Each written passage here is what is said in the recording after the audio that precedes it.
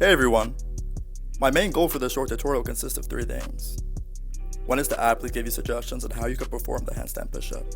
2. What not to do when you go to train your own. And lastly, my opinion of the progressions you will need to undertake to achieve the handstand push-up. Before training, I'd recommend that you could perform a minimum of 30 to 40 regular push-ups. However, make sure you can do them with a flat back and with your elbows not flaring out. Okay. So the first progression you should begin training to achieve the handstand push-up are basically what you're watching right here, Pike Push Ups.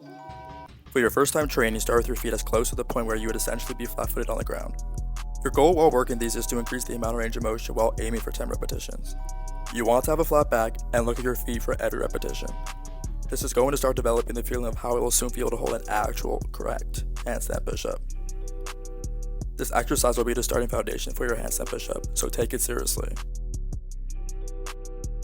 Alright, it's time to practice developing the feeling of being upside down. Climb against the wall with your stomach just almost touching the wall. Your main goal while performing this exercise is to maintain your entire body parallel to the wall with your hips, torso, shoulders, and hands collectively stacked on top of one another.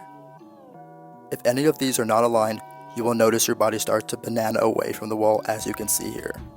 The reason I left out your feet when listing what should be aligned is because most people are so focused on where their legs and feet are that they fail to recognize how out of a line the rest of their body is. So on a final note, yes, keep your feet aligned with your body and pointed if possible.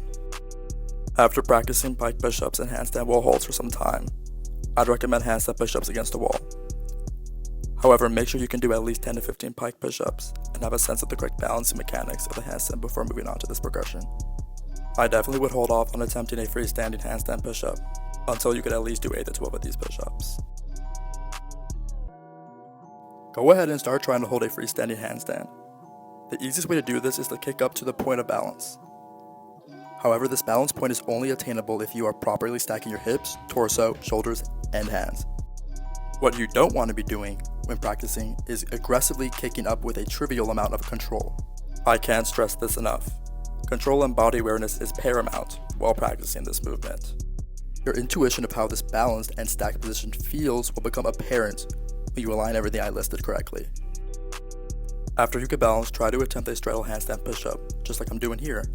If this seems impossible, don't worry. With practice, this will become obtainable. After the straddle handstand push-up, you can start to straighten your legs to increase the intensity and decrease leverage on your body to perform the push-up. Keep your hands, shoulders, torso, and hips aligned as much as possible through the push-up to maintain balance through the entire movement. After you can do these push-ups, you will most likely immediately be able to do the actual handstand push-up. A takeaway note to remember is to get sleep because this takes a minute to practice and actually perfect. You will get frustrated, but that frustration will lead you to succeed. Thanks for watching, guys.